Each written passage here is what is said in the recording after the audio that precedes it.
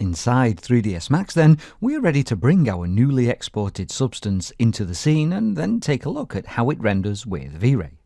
After jumping into the Floor tab in the Material Editor then, let's go ahead and drag out a new Substance2 node.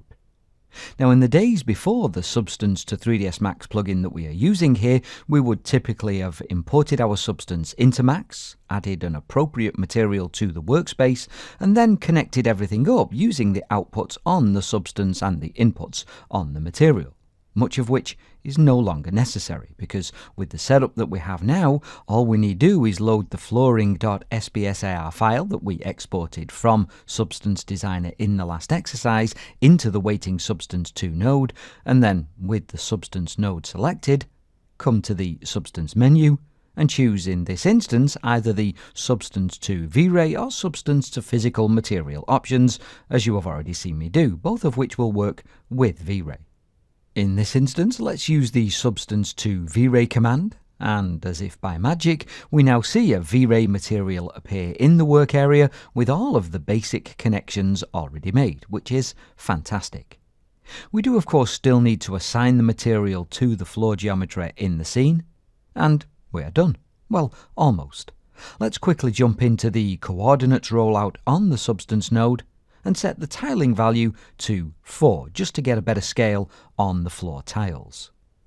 If we take a look at all of the Substance rollouts available to us now, we can see that along with the default options, such as the output settings, coordinates, and noise rollouts, we also get rollouts for the parameters that were exposed for us inside Substance Designer, meaning we can alter the various normal map details that we are using, we can change the color of the floor, the roughness amount used, and a host of other things.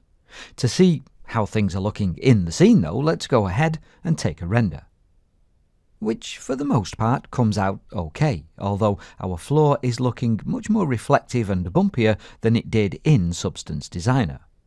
Well, the increased reflectivity is easily explained because if we just take a look at the outputs on our Substance node, we can see that for some reason, presumably a bug at this point, the roughness output hasn't actually been connected up, and so let's do that now.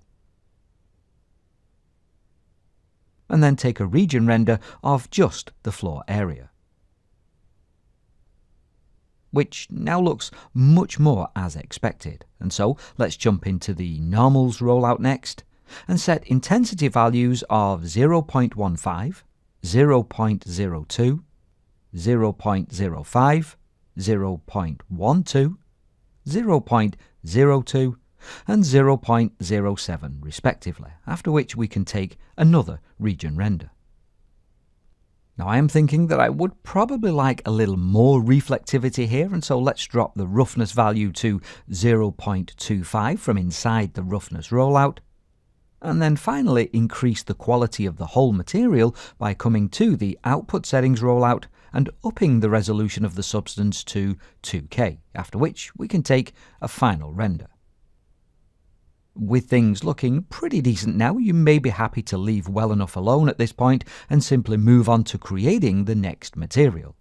Before we do that, however, it is worth considering whether or not we can simplify the material that we have created here, simply because in Max, the more complex the material, the slower it will be to both render and update in the material editor. And so let's take a look at that in our next exercise.